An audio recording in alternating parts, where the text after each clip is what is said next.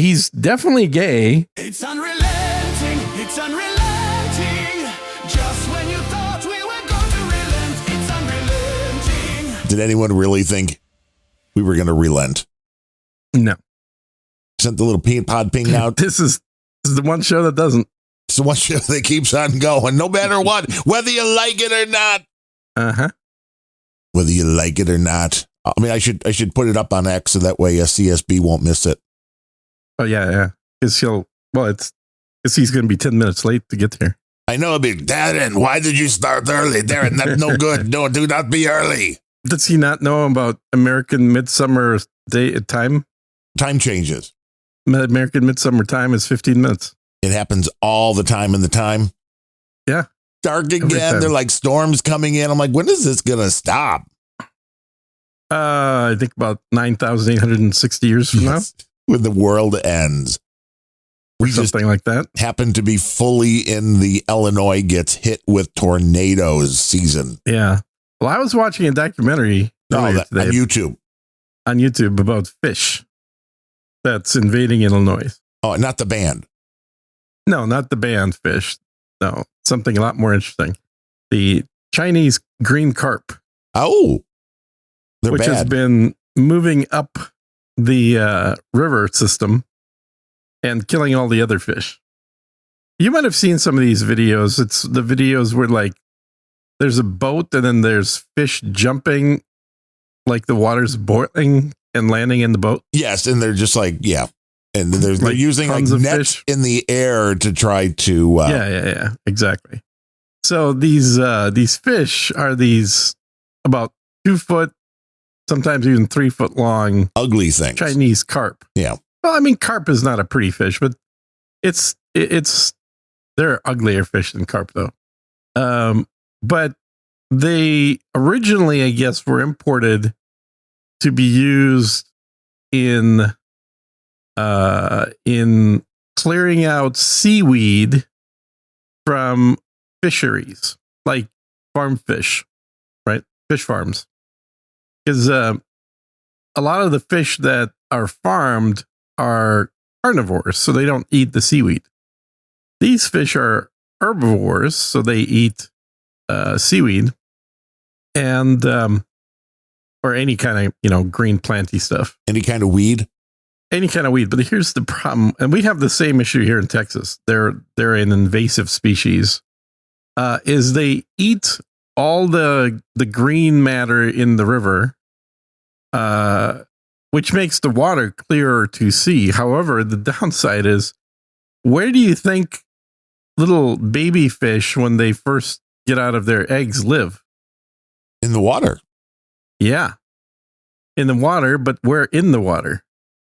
I don't know. They're hiding out by the plants. Oh, well, they don't get eaten. I guess that would make sense. So when there's no plants, that means that there's current pulling everything, because plants, are rooted, so they counteract the currents to slow down the water. And there's no place for small fish to hide. And so the little baby fish of every other kind of fish, including the ones you actually want to go fishing for, like bass and trout and everything else, they get killed early. Yeah, they get killed and eaten or just swept out. And so the whole river effectively becomes I think in the video they said something like 75% of the fish biomass is now these carp. So they've killed off all other animal life, basically. And no animals can breed in the water. And the only fish that are there now is these Chinese carp. What happens when you have the Chinese and... Right, and they're trying to get rid of them, but there's really no way to get rid of them. They're ingrained. Not really. So they've been slowly proceeding. This started in the south, and they're slowly been proceeding north every year. And they're now very afraid that they're going to get into Lake Michigan through the Chicago River, which apparently is connected to Lake Michigan. Yeah. I thought it was like a fake river. Apparently it's connected. Well, it's partially man-made. Yeah, that's what I thought. It's a weird river, being that you would think on the way everything is. I think it was originally then something that took water out of, like this is what was kind of fed by. Mhm. But I think then they did something which kind of changed that. So instead of that, the river's feeding the Mhm. Lake Michigan. So yeah, if there are bad fish in the river, then Yeah. it can get in the So lake. And then what? Then the whole Great Lakes it's are fucked. screwed, man. So apparently there's $2 billion worth of fish money that is made from fishermen in Lake Michigan That's crazy. that would be under threat if these fish actually make it to Lake Michigan. We already have the Chinese mussels. The last thing we need is Chinese carp. How do you stop them, Gene? Well, you can't stop the Chinese. I mean, that's just history. But so what they're doing is they're putting in electrical grids in the water Like to try and zap mosquito these zappers? things. Much bigger. They're putting in mosquito zappers underwater to kill these fish. And what they found is that the water is so polluted as you get close to Chicago, Yeah. that the fish can't survive anyway. So this is good news for Chicago. Wow, the fish they're like, whoa, what is this? Yeah. Boom, Yeah. dead. Yeah. So then what they found is there's so many chemicals in the water that the fish that have killed off all other species everywhere else in the country, Chicago has stopped thanks to the pollution in the Chicago River. Well, thank the city of Chicago for being But disgusting. it's also the river that they flood with green food color every St. Patrick's Day. Yeah, and it's beyond just food coloring. I mean, whatever this chemical that's the natural color. they've been throwing in there. Yeah. Because, it's a good way to celebrate being Irish. To puke in the river and turn it green, I Right. guess. Did you notice your name today in Clean Feed? I did. It's a I good did one. notice my name. Yeah. Funny. It's always funny. I don't like you having control over my name. I The- kind of like being the one to set my name. The only way that works on Clean Feed is now to give you the generic, anybody can connect to it. Well, thankfully, this isn't going to last because you won't be able to afford Clean Feed for much longer. So we'll be back to the free version. Yeah, no reason to pay for it. Not really. Do not need the extra. We just restarted using Zencaster, which you should check out. I think I sent you a link. On just two good old boys. Yeah. And of course, Did you like Ben had to bitch about it Really? the whole time. Yeah. But did Well, you he doesn't like change. He's one of those, Hey, there's a lot of those out there. Mm-hmm. Did you like the artwork though from last week? It was a nod to the Just Two Good Old Boys show. I did. That was good. Yeah. I like it. Zencaster, good audio plus video. Good audio plus video plus it does things like optionally. This is totally if you want to bother doing it. It has production tools, which includes a noise gate on each channel separately. That's nice. Includes compression on each channel separately. Nice, which is also something that Clean. I mean, I get Clean Feed. They're pushing that their thing is as pure as it can get, but the reality is, then shouldn't you charge less for that? I know exactly. It seems crazy. So anyway, so they've got those. They've got a voice, EQ booster thing. They've got all these tools that are optional. Do they have a CSB voice changer? So I know, right? So the tools cost credits to use, and my credits are 1 credit per hour, and I have a free account. And guess how many credits they gave me with a free account? Yeah, 0. 10,000. That's 10,000 hours of audio processing that they've given me. Now, well, they like you. They could be because I have a legacy account. Yes. Because I've been with them literally since they started doing that, like 5 years ago. Their big thing was they just launched the company in 2019, and they had, I think, a $19 plan. And then COVID hit, and they decided very smartly their marketing idea was we're going to give everyone a free account during COVID. So they created everybody gets a free account during COVID, which is great. And then they went back to their paid model in like 2021. But I think a lot of people no longer used them when they had to pay for them. And so they recreated the free account. probably in 2022. And then just recently this year, like maybe 6 months ago, they totally redid the whole site and accounts and everything else. And their paid accounts are now just for people that want to do video shit. And the audio, including the processing, apparently, is all free now. Yeah, that's what I'm saying. Unlimited. Yeah, unlimited. Mm-hmm. Because I've had a Zencastr account since the minute they were out, too. I'm sure you've got 10,000 credits as well, then. It says your new plan gives... Well, this is when... I don't know, when is this... I don't know if there's a date on here. Well, but when you log in is when it'll show you how many credits you get. And it was funny because it was literally, if you want to use these tools, it's going to be 2.5 credits for 2.5 hours. Introducing the next generation. So much more, all for free, it says. Yeah. And then it shows you how many credits you have, and it's like 10,000. Jesus Christ. So that'll last a while. Yeah, your new plan gives you unlimited 4K recording and hosting. Well, that's dangerous. Yeah. Yeah. Unlimited production credits, all for free for a limited time. Uh-huh. I can help you finding guests. I doubt you could. They can. You can also earn money as you hit milestones. Yeah, that's the other thing. They pay you $200 for using their product. This seems like such a scam. How is this possible? They pay you $50 when you record your 5th episode.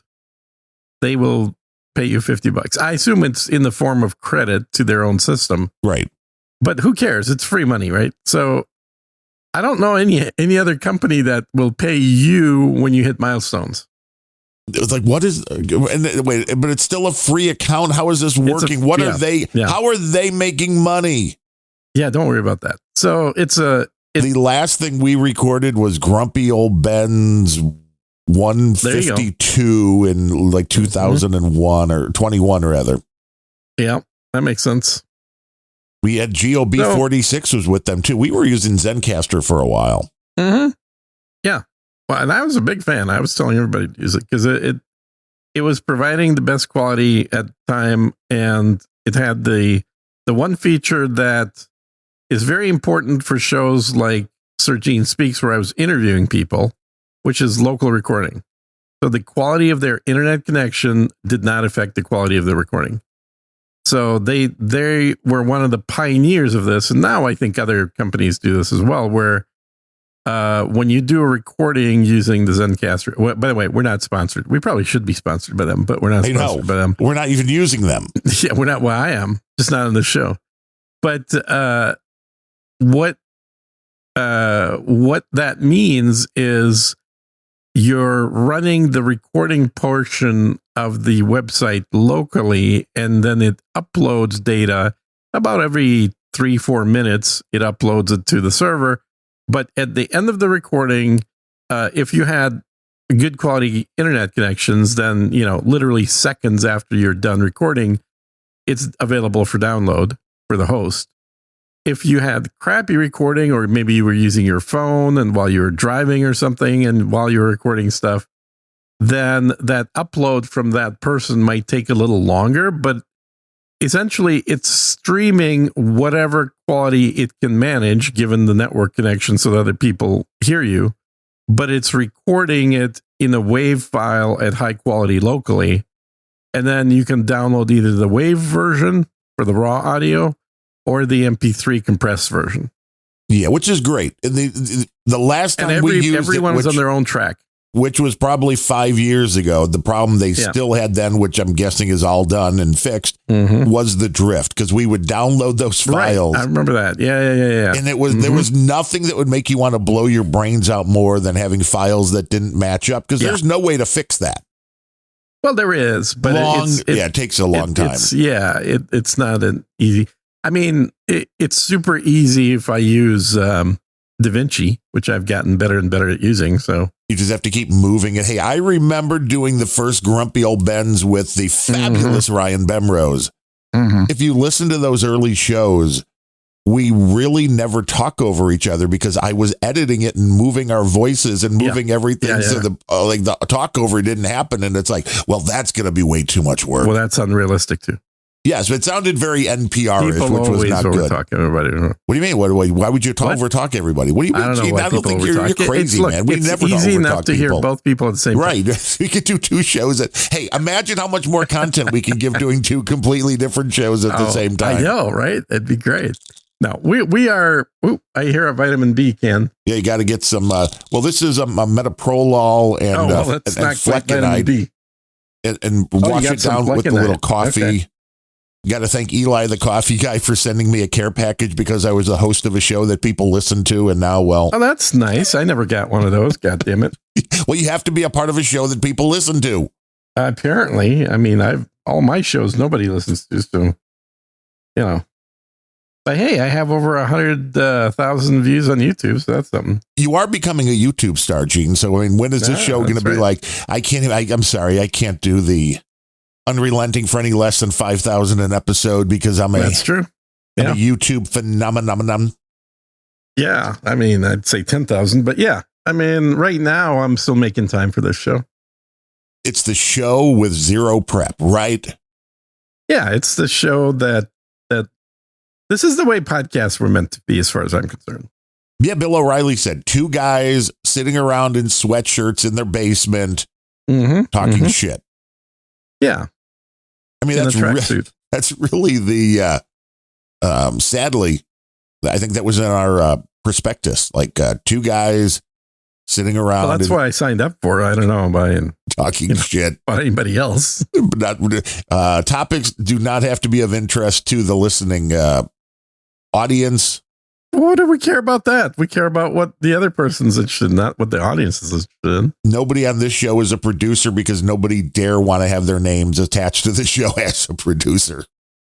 No. Well, and what the hell does that even mean, a producer for this show? What, the person that pushed the button that says record? That's it? That's literally all the production that needs to happen? Kind of. There's no clip submissions here. Get out of here. That's for some other show. But we do have the ability to bring in audio now. So, I mean, you're very happy about that when you're like, hey, play this YouTube clip. That is one thing that I kind of trolled a dude named Ben with is I still had jingles loaded into Zencaster from 5 years ago. Why? So I had the little pump drum beat thing. Oh my God. And that's what they like gave you, wasn't it? Like their little. Yeah. And so I clicked on that after telling a joke and he couldn't handle it. He just like fell out of the chair because we don't use those ever. And all of a sudden he hears it playing a little pump. He's like, what are you doing? It's like, what the fuck is this? What show are you doing? Am I on the right show? This is the old thing. This is what we used to do. Not really, but still. I don't know. I think for as long as Zencaster wants to give away free shit, I'll keep taking it. I'm just intrigued. Is there a paid plan here? I didn't really look far enough. I mean, there has to be a reason why people go. It's got like 4K video and shit that, we don't need. So they're hoping that people using it for free. Now, when you're using it for free, if you're doing video, I'm assuming it's Zencaster going to be all over the video. That'd probably be a logo on the bottom. I mean, it's the same thing with StreamYard. StreamYard puts their logo if you use the free plan. Hell, they put their logo if you use the middle tier plan on StreamYard. It's just the expensive plan they don't put the logo on. I am intrigued that Grumpy Old Ben's episode 16 and 13 or 29, they're still in here. Yeah, all my shit's still in there. I've got like 80 episodes in there. Like I haven't logged in like 6 years, but all this stuff you're storing this. Hard drive space is expensive now. Well, I guess not for them. It's very interesting. Yeah. I don't care what kind of money laundering operation they have. I'm happy to use it. Exactly. I've always okay, tell me if I'm wrong here. I've always thought that a good business model to get into would be like a website that matches people that want free shit with companies that are laundering money. Okay, yeah. And so then you have a win-win relationship where the money laundering operation needs something that has tons of different transactions, and the people that want shit for free want shit for free. Right. And so that like those two coming together is a win-win. But for some reason, I always get talked out of doing it by my lawyer. Well, here's, you know how you make this work? You first move to Somalia. Oh, shit. Why didn't I think of that? Then you are outside of the jurisdiction of anything. Gene can become a internet scam kingpin living in the high life on this off the Somali coast. It's not a scam. That's the whole point. There's just nothing scammy about it. This is a legitimate business. That's on my business card. Uh-huh. People have done weirder things. There's no question about it. Mm-hmm. Weirder ways to make money. And my teeth taste kind of off. Uh-oh. That's weird. Yeah, I don't like that. Well, no, because that means either a problem in the product or somebody's trying to kill you. One or the other. I'm not going to say which one's more probable at this point. Yeah, well, good luck trying to kill me. That's all I'd say. But at least with drugs. It could be a problem in the product, legitimately. It could also be some MSG that I ate that is changing the taste of the tea. Well, you love MSG, so it could be that. I do like MSG. I think it's a very tasty thing. I like to use it. It just gives me, which is fun. I mean, I guess if I'm in the mood to like feel nauseous and watch like things pop in my vision, it would be like, let's have some chips, man. Yeah. Yeah, a little Pringles. Pringles has the highest load of MSG, I think, of any American foods. Oh, no kidding. And the regular Pringles don't. Those are free. Oh, really? Okay. But all of the flavored Pringles ones, have the MSG. Now, I haven't had them in a while, but Aldi's brand, which come in the same style, can, their kind of Pringles, they taste exactly the same. Yeah. They make flavors without MSG because everything, that's one reason I like Aldi. Any of their store brands, no MSG guaranteed. So I don't even have to read the product, which is nice. Did you happen to get that short video popping up on your video feeds where they're like doing a training video or a little homemade project thing where they take a can of Pringles, empty can, and they take a hot a glove for picking up hot items in the kitchen. This is one of those silicone gloves, and then invert it inside out, and they put it in the can, and then they take a couple of sponges from the kitchen. They're kind of made of this, firm but slightly soft material, and put one on each side of the glove. Then they put a rubber band around the outside of the glove that's inside the Pringles can. And then they put some lotion on the, or at least what looks like lotion on the inside of the. Somebody making a pocket pussy. And that's, I think, the thought that everyone watching the video at this point is like, what is this? Yes. How is this on YouTube that they're making a home? Yes. And then they show how to clean the, because it was actually soap, not lotion, but it's like they're showing how to clean, tall champagne glasses or something. Sure. And it was like, oh, okay. They knew exactly what they were doing. We know why this was put together in this particular manner. Because there's videos that are similar to this of like, little, you can make this at home kind of shorts on YouTube and Instagram and everywhere else all the time. Like this is a popular category of video, is how to take this common household object and use it for something else. And when I was watching this, I'm like, wow, are they really? They're really going to do it. Right, seriously. right. This is their project. Okay. I mean, was the music? It was, look, every one of those videos has the exact same music and the same female voice talking. It's all Do AI. you know you can make something at home? Like you've heard that female voice. It's the same AI voice on every freaking TikTok video ever made. And I will give you your 1 in 100 hit today. Kermit the Frog singing Gin and Juice was Did you like that? Quality product. I'm like, AI has finally found its use. Okay, so I'm going to burst your bubble. That's not AI. No. Oh, man. No. That was just somebody with a lot of talent. Yeah. Yeah. It's a guy that makes those using actual instruments and singing. to make those. That's not AI, but isn't that super creative? I love that combination, though. Yeah, it worked. I would have liked it to have a breakdown going from the Rainbow Connection song, though, into the full Kermit doing with the rap beat behind. That would have been even better. Yeah. And I just wanted that guy, to that channel. If you look at that, if you click on the channel, seen other probably stuff got that he's like done. 30 or 40 of his videos. There I ruined it or whatever it is. There I ruined it for you. And there was a comment that somebody posted. It's like, this AI slop has to end. and then he actually did an explainer video saying, you may want it to end, but this is not AI slop. And he shows his whole process of doing it.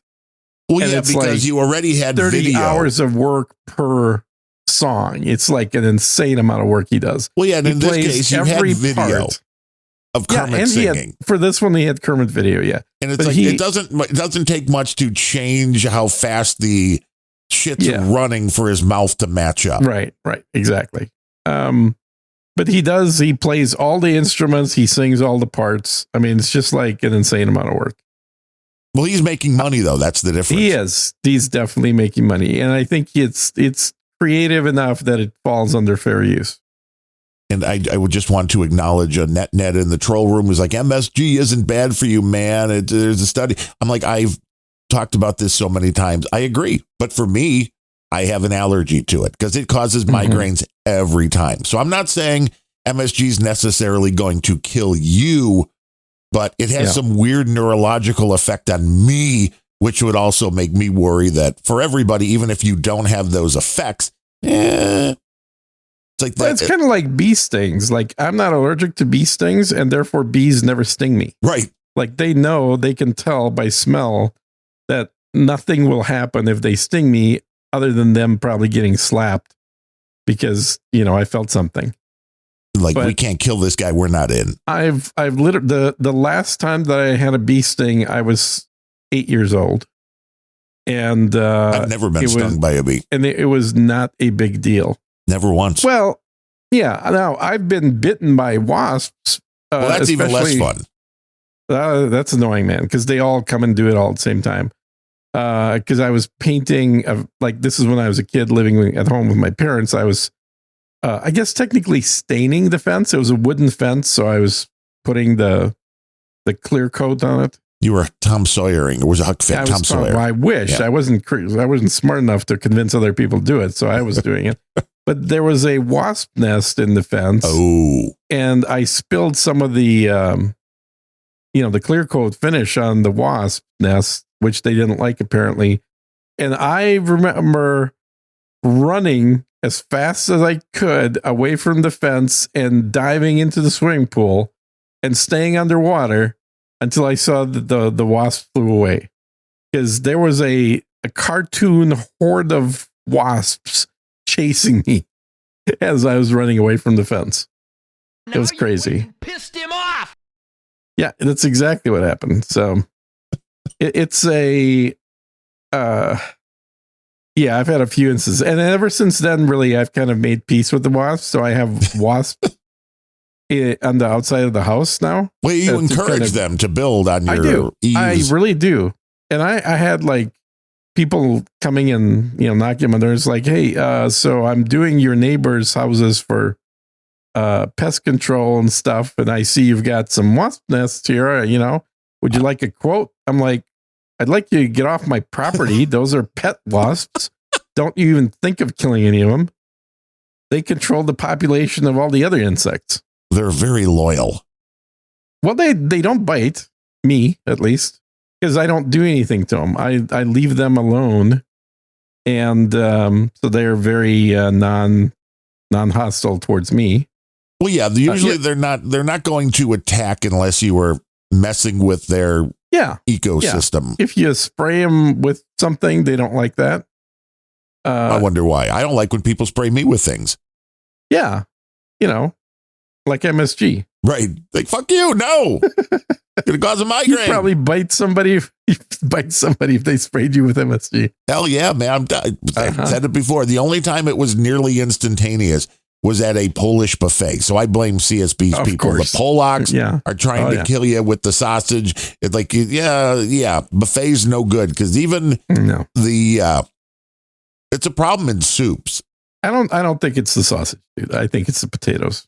They put MSG in the potatoes too. Could be. Because you don't put MSG on things that are already spicy. You don't do that. You put it on bland things. Well, they put it in soup too, which is especially like if the potato soup's soup. going to be sitting Like around potato all soup. day.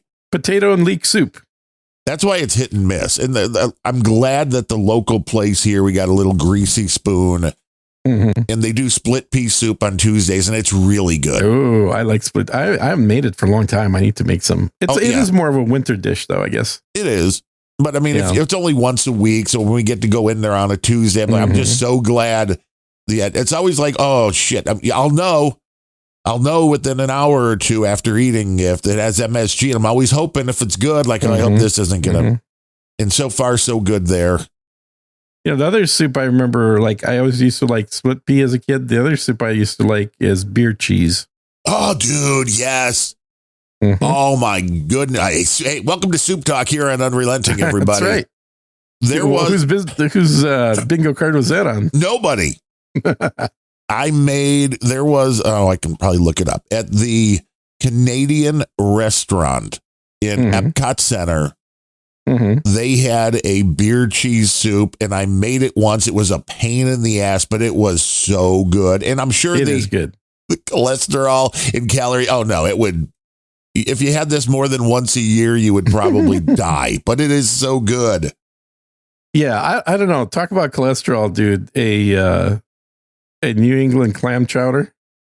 That's like 50% cholesterol. Oh yeah, and I love a good New England clam chowder. Mm-hmm. Mm-hmm. It is the Le Cellier Steakhouse Canadian cheddar cheese soup recipe. Ooh, yes. It's online, everybody. You can just do a search for it. Ingredients. Ingredients. Send it to dude named Ben because he loves making shit and then putting recipes in. Okay, so at least you have a constant in the two shows. Yeah, recipes. Ingredients: a half a pound of bacon cut into half-inch pieces. Uh-huh. Red onion, celery, 4 tablespoons of butter. Mm-hmm. All-purpose flour, chicken stock, 4 cups of milk. Yep. 1 pound, yes, 1 pound of white cheddar cheese grated. Yeah. And then a tablespoon of Tabasco Worcestershire sauce. Coarse salt and pepper to taste. And then a half cup of a warm Canadian golden lager or any pale lager style brew. Mm-hmm. And then you just make that up, and it is so good. Yeah, 4 tablespoons of butter and 2 pounds of cheese. Yeah. 1 pound of cheese, but also a half pound of bacon. Yeah, that's right. Bacon cheese beer. I mean, this wasn't as much a soup as it was just a something you think you might want to like dip your nachos in or something. Yeah, it's the best kind with bacon bits. Net says I am the soup Nazi. Of course, it is good stuff. Yeah. I like that recipe. That's a good one. I don't know if celery is really even needed in there, but the rest of the ingredients sound pretty good. I mean, you go through all this, and then it's like 3 celery ribs. Why? Yeah, why? Yeah. For a little color? Is that what we're looking for? I mean, for a gross taste, why would you put that in there? To make you think you're getting something healthy and the other 99% of fat and cheese and... I guess. I don't know. I've never liked the flavor of celery. I like people that eat celery with peanut butter. I know. Right. Why? No, I've tried. And it's like, oh my God, I love peanut butter, but this just, the celery and no, not at all. We're way too much alike, Gene. I'm going to have to stop doing the show now. I know, right? I have no problem with cilantro. I don't have that soap taste thing that some people do. So I actually like dishes that have cilantro. But celery to me just does not taste like food. It sounds like something you should wash your hair with. Though it was no beret that called us a soup neo-Nazi, not net. It starts with an and I have bad eyes. You know how it is. Yeah, that's right. Why get critical now? But the Disney stuff, they do make some good food. I mean, it's way overpriced when you're there, but there have been a few dishes that now I have never been there. I've never been to either Disneyland or Disney World. Well, it's because you never had kids, and I never had kids, and I was never a kid, apparently. But if you date like a 22-year-old, they'd probably like to go. Yeah, they probably would. That's true. Good point. Gene's like, let daddy take you on the ride. Yeah. But from what I hear, like, that's an expensive ass vacation. And it's gotten beyond expensive over the last 10 years. You're not just talking about like room costs. You're talking about like your mega pass ticket thing of being $500, you know? Yes. And then, of course, you got to buy all the Legoland souvenirs and all the crap down there. Well, dude, I mean, that's all. I mean, you've never been to Disney. Every park is basically littered with more shops than rides. And they've got a lot of rides, but there's way more shops. Then they have a downtown Disney. I'm assuming it's still there. Well, you were there because they walked by the Lego thing. I was there. I just didn't go. I was there for a meeting. You didn't go to the parks, but you made it to the shopping. I had to walk through the park. Yes, I had to walk through the park to get to my meeting. And it's like, what the hell is all this? And then there's the big Lego thing. I mean, everything overpriced, everything. It is just, it is the epicenter of capitalism. And it was a fun time when we went. I won't say it wasn't, but it was before the insanity. And I know I've talked about it before, but the last time we went, it was like $3,500 for a week with the food and the airline, which at that point was expensive, but it was okay. It's kind of worth it. I can make that. But now it's like $12,000 for the same thing. And it's like, nope. Yeah, that's insane. That's totally insane. And I've seen videos of some of the stuff they have. Like I remember watching a video on their Star Trek experience. Oh, and that failed so bad. Well, it looks pretty cool in the video. Yes, but it failed so bad. And they didn't give it any chance either, which that seems to be a popular thing too, with like, hey, let's try this. And then 3 months later, oh, well, didn't work. Gotta go. That was it was a very interesting concept. And it was one that I thought would probably work, but you were going to have to sell people on it. It wasn't for your average Disney goer. Yeah. Well, you had like, you're going on a little mission or something, you know, so it's not someplace you want to leave during the day to go anywhere. You're selling this as like a murder mystery, you know, when you have those dinners, or it's like you're selling this as the whole concept. And there were no windows in this place. They were all just LED screens, whatever. At the time, I don't know if they were OLED yet or whatever. Yeah. But, and like if you book it, the room that you're staying at looks like a enterprise bedroom. Right.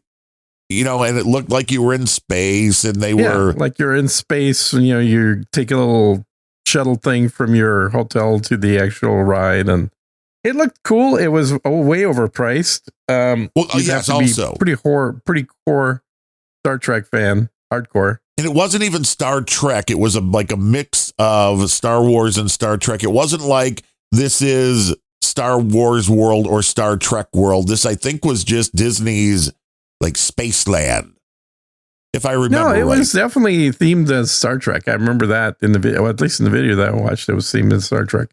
Because it was a like your ship, you're off on a shuttle ride off the ship, and then you watch that your ship gets attacked by the Klingons. And so they fly away, barely escaping. And now you have to like figure out a way to get back home or something like that. It looked interesting, but again, like a lot of these rides, they're made well, but they're obviously made for big groups of people. Well, not big, but you know what I mean? Like, yes, it's not just you and your friend there. It's like 40 people who you don't know are all part of the same exact ride. So you're like, you know, well, it wasn't right. And by ride, you mean people you don't know. The themed hotel. Experience. Yes. Welcome to the Unrelenting experience. I will be your concierge. That's right. The Star Wars Galactic Star Cruiser, a highly ambitious 2-night live action role playing vacation experience, opened in March of 2022 and permanently closed in September of 2023. Like, wow. That sounds very similar, but that's not the video I watched. That's interesting. So they did one for Star Wars? Yes, I don't remember them ever doing a Star Trek one. What the hell, man? Are you living in the Dimension B? Did you go the other side? Yeah. Yes. You might be. I had an interesting dream the other night where I learned how to transition from different frames of reference of like kind of jump basically from one reality to another. So you like the show? It was fascinating. Quantum Leap. I mean, not like Quantum Leap. This was actually different, but the idea that there are multiple versions of the same thing that you can then go from one to a different one. That was pretty cool. It was the kind of dream where I actually woke up and then did a voice note into my phone to remember the particular rules to do this because I knew I would forget once, if I would just like fell back asleep. And so are we going to write a sci-fi novel? I mean, I've got time now. So, I mean, if you want to write a sci-fi novel, I did already. I mean, just not in this reality, but it was. Well, okay, here's the trick. Find that other reality, steal the manuscript, bring it back here. Over here to this one. Yeah, I'm not sure this is the one that makes me money, though. Well, but yeah, what is the thing that makes you money? Being able to siphon money from one reality to another. Yes. So you can get money from the place you're working to the one where you're not working. That is the trick. If you can make that work, it's even better than Bitcoin. Well, you got to remember to record a voice note for yourself in the middle of the dream. Like, here, I got to remember this. Oh, you got to remember this. I've been doing that for decades. So I first learned how to do lucid dreaming when I was a teenager. So started taking shrooms once you realized the weed didn't work. This is back in the day. We didn't have the technology we have today. So I had a miniature cassette tape recorder set on voice activated recording. Oh man, no. And then I could actually speak the points I wanted to remember from the dream while still in the dream, dictating to a recorder in the dream, which my real recorder in real life would actually be turning on because of the voice activation and recording. Oh, that's genius. Yeah, I know. Thank you. That is, I mean, those things, the audio quality was so bad.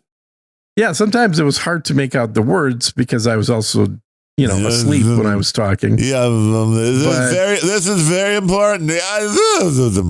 But it was still much better than just forgetting everything. Yeah. Yeah, like I said, I know I have some of those tapes, and that was the same kind of tape on the answering machine, I believe, when I had same ones. Yep. Mm-hmm. With the Playboy Playmate going off, which I think would still be very fun to find. That would be hilarious. Yeah. And use it as content. I mean, you could probably tell an AI to recreate that. But true. Yeah. True. I mean, the AI is all trained on hot chicks anyway. It is trained on Reddit, which basically means it's trained by people that have never actually seen a hot chick in real life. Yes, dude. But have a pretty good imagination for what they might be like. I think it is just so funny when you can trigger people. And on this show, nobody listens, but on that that other show that I did briefly. Well, how do you even know? Because, I mean, this is our third show this week. True. I mean, well, only people are listening to this one. The other two, I mean, they weren't show prep, but they were definitely behind the scenes information, which was way more interesting. 3 hours before starting this show this week. That's true. That is true. Yeah. So, I mean, this is why we have to be careful on the information. For our Patreon listeners that pay us get access to those shows. That would Unfortunately, nobody else does. That would be a very good way to make money. It would be. But triggering the people on Reddit, it's hilarious. It's, because I made the comment of like, oh yeah, they probably never seen a woman. They're living in their parents' basements and they go nuts. Mm-hmm. It's like, wow, but the shows you're listening, do you not get it? Do you know what comedy is? Comedy is hearing the truth and then refusing to admit that it's true. Yeah. That's basic comedy right there. It's this idea that, wait a minute, somebody just said something true that I don't really like the sound of. Oh, I know. Instead of getting mad, I'm going to laugh at it. Oh, that's so funny. That's so funny. Meanwhile, you're like, you son of a bitch. Hitting too close to home. Oh, God. There's got to be some truth to comedy for it to be funny, because otherwise it's just too far off the wall. But it's got to be just true enough. That's exactly right. This is the problem, is that when you have things that are just not true, like political correctness, it's not funny. No. Like, it's not funny seeing movies that portray like men as bumbling idiots and women as always being right, because there's no truth to this. Correct. You're making it a farce at that point. At that point, it's like social commentary. It's not actual comedy.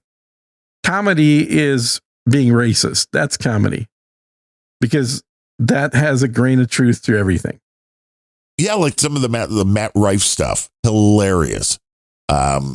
He's pretty good. He's quick on his feet. Yes. Oh, he's very quick on his feet, and he has that little voice in his head, and it shows up for me every now and then, but it's not there all the time. The voice that's like, what's the worst possible thing you can say to that? Mm-hmm. And he just says it. And that's what makes it funny, because it's not, if you have to process it for more than a split second, it's over. Well, the thing about Matt Rife, you got to realize that if he didn't look like Matt Rife, he couldn't get away with half the shit he says. He looks like this innocent little boy, right? Even though he's in his 30s, that you just, like, you think it's funny when he says stuff instead of mean or, something else. If he looked like, I don't know, let's think of somebody that Andrew Dice Clay now looks threatening. Now. Exactly. I think that would be a little different, but the way that he looks, plus he's got a thing for MILFs. Like, he's always super flirting with the women that are in their 40s and take their 20-year-old daughters to go see the show. Right. I saw him in a music video with some chick, which I guess was his ex-girlfriend, who was like a fitness model, was damn hot, man. So he screwed that up, I guess. I think he's got more of those than he knows what to do with. Probably. Send some our way. Come on, man. Day. Yeah. Gene's in need. I'm married. What can I do? Yeah. So we're getting about the same amount of sex. So that's. Welcome to Unrelenting, everybody. That's our crowd. They're like, yeah, brother, preach. Yeah. Hey, I know my YouTube crowd, man. I've got all the demos on that. Hey, I'm up to 0.5% women now. Wow, you are really expanding I'm up from your reach. 0.3 to 0.5. You are expanding your reach. Like, soon, one more woman watched my video now. Soon you will have 1% women watching your videos. I don't know, Gene. man. I don't know if I'm going to hit that magic 1%. It's not likely. I mean, I never really thought about YouTube as a whole, but if I had to guess, YouTube as a whole is probably, and this is just a random guess with no numbers. It's mostly men. That would have been my guess, like 75%. Right. Yeah, women are on Instagram. If you want women, you go to Instagram. And I could post the same videos on Instagram. I just wouldn't get any views. Well, you get one and then you would be blocked. I'd get half. Yeah. That's it. They're like, we don't want any more of this. Yeah, what percentage of YouTube viewers are female? I bet you can't just say women. We can't define women today. No, we don't know what women's is. It's very hard. Let's see what perplexity through Grok. It says 46% of YouTube globally is female. That doesn't seem right. That seems a little off. I mean, I guess there's videos of, like, how to do makeup. Those videos are on YouTube as well. I don't make those, but I make videos here's a typical title for a video that I just posted. Just for data nerds in X4, engine data. And the video is basically looking at a spreadsheet, the entire video. So this is for very, very depressed people who are they're thinking they're going to end it all. Depressed people? What are you talking about? They're like, I'm going to end it all. Let me go find a reason to live on YouTube. And they find you doing a spreadsheet. Man. For gaming professionals, dude. Well, you were for a brief period a gaming professional. Well, a long time ago. Yes. Very brief period. You're still kind of rolling on that. Well, I mean, I'm actually, I guess, technically making more money off gaming than ever these days. But Okay, is that sad or what? yeah, a little bit, I guess. I'm not. I was not a gaming professional. I was a competitive gamer. That would be the technically correct term. That's why you I was needed your world super ranked. fast I was world machine. ranked for a little bit of time. Yeah, well, I had my super machine. In what game were you ranked? Battlefield 42, the original. Ooh. Yeah, I got up to third in the world. And that didn't pay you millions of dollars? No, this is all before e-gaming went big. This was just for the love of the game. You know, this is like people recognize your accomplishments kind of thing, not financially pay you because of Red Bull. That would have been good to have a Red Bull sponsorship. Back then, I don't even think Red Bull was around. I mean, I could be wrong, Was but it I'm pretty Balls? sure we were just, yeah, I think Balls was a big thing back then. I was just drinking Mountain Dew, but I was old school, you know. And then there was something, and I think it was pushed by Kevin Rose, if I'm not mistaken. There was something called Brain Tonic. I remember ordering. I think that was later. It wasn't the super early, but it was in a similar time period, I think. Yeah, early 2000s. Uh-huh. Yeah. Back when, the internet became a thing. Yeah. The internet became a thing for me in 1990. So Was it? Well, I had CompuServe. Is that the internet? no, I had the internet. I had an internet email account. Was it in the box? My internet email account was fucking awesome. I wish I could have kept it. What was it?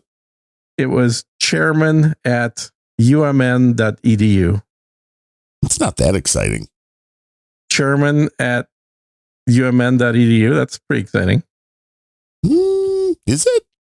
I think so. I was a freshman in college and my account was chairman at the University of Minnesota. It wasn't chancellor. No, it's chairman. It wasn't dean of discipline, was it? Because I was a chairman of the Student Service Fees Committee. Okay, now that makes it sound way nerdier than it meant to. It is. It's student government. Absolutely. But, you know, we had a budget of $6 million. So as a teenager, I was the chair of the committee that had a budget of $6 million. How much did you put into your own pocket? It was more about keeping money out of other people's pockets. That my notable accomplishment during that term of office was it was the first year in like 35 years and probably the last year ever that the student service fees went down. You were actually saving people money? What's wrong with you? Amazing, right? It's crazy. You made a career on that. I did. Well, I clearly proved that most people don't really care because, you know, most people didn't really care. But that was the only time that service fee actually went down in like the history of the university. Well, yeah, because most companies that have a budget, but especially governments that have a budget, the only way to get a bigger budget is to spend everything and pretend you need more. Well, that's exactly how everybody approached it. It's like, well, last year this was our budget, so I think this year we should be okay with like a 9% increase. Right. And you're like, how about a decrease? Yeah. Yeah. And I went back to, zero-sum budgeting where it's like, okay, why do you need a budget at all this year? Man, was I lambasted. I was called, anti-gay, anti-black, anti-Latino, which, to be fair, you are. All of those things. I mean, I more. am, but you hate the Jews the most. I mean, that is going without saying. Don't get me started on the Jews. Oh, I thought you were going to start. I'm sorry. No, I'm just telling you not to get me started. Oh, okay. Yeah. I mean, Gene's like, I'll go to the soup Nazi, man. The soup Nazi? Yeah, the soup Nazi. I don't really like stores that control how you consume things that you pay for. If I want to throw it away, I'll throw it away. I don't have to eat it. You have to order correctly, though. You do have to order correctly. That there is something you said for that. That's more of an efficiency thing than anything else. Yes. I mean, I found no fault in the way that guy ran his business. I think he was pretty efficient with his business. He was using trains to carry the soup over to the other place that shall go nameless. Can I get some bread? And well, he did have the brick ovens for the bread, so The wood Just saying. the Woodstone ovens are the best. They really are. Yeah. I miss the place that used to be around here that the guy upskirted everybody and had to close in disgrace. They had brick ovens. Yeah, that's a shame. I mean, the guy made good food. Yeah. Best pesto around, let me tell you. Well, what's wrong with a little upskirting here and there? I mean, I'm not the law. I don't know what goes on. They chose to wear skirts. Right. So, right. And I still don't really understand the thrill of that. Like, why would you want to see that? It's a very Asian thing, isn't it? I guess it's, I understand the, a camera in the dressing room or something at a store. I get that. Mm-hmm. You do. Okay. As much as if you want to see somebody naked. Where do you get that? Where do you get that? I mean, anywhere. You could buy a camera. We said you get that. So I'm like, where do you get that? The camera or the video footage? Well, I don't know. You just said you get that. So I understand the concept. If you're like, hey, I want to see naked chicks that. Naked chicks are good to look at. I'd agree with that. The angle makes a big difference, I think.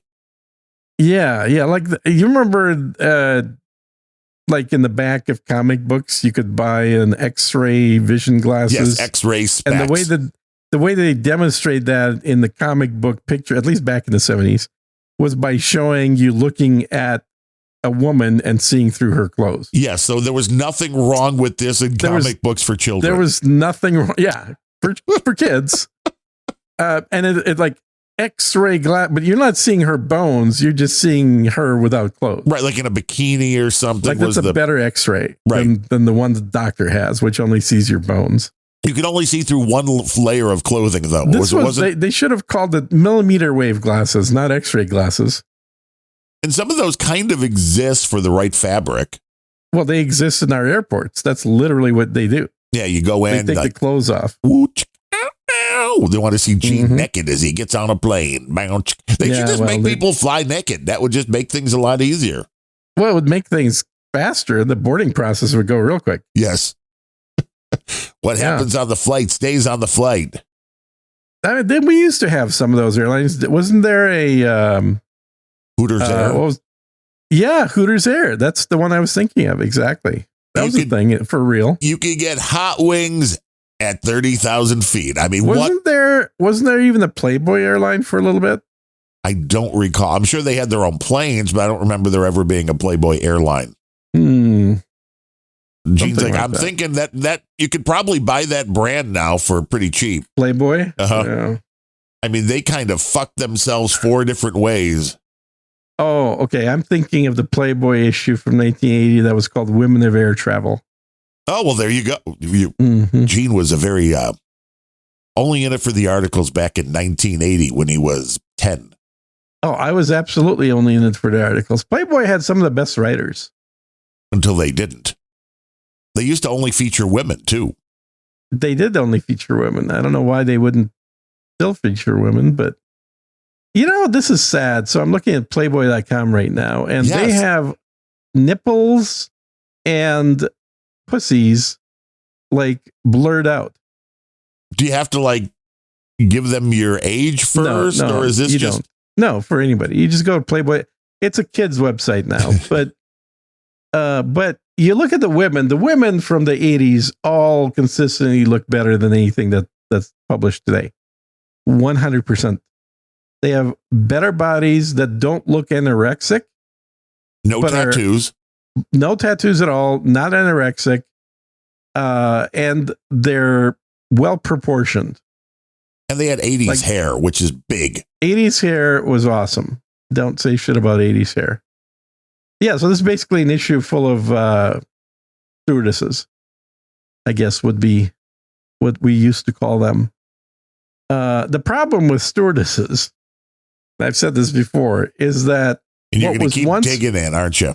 What was once meant to be a job for hot women to get husbands. That's literally what that was created for. Like stewardesses were there to get the rich husbands that fly first class in airlines. and to work for a little while until they were ready to settle down. Now they work till they're 95 years old. Exactly. And that's the problem, is that these women that were hot in the late 70s and early 80s, the same women that were in this Playboy issue, are still working at the same fucking airlines.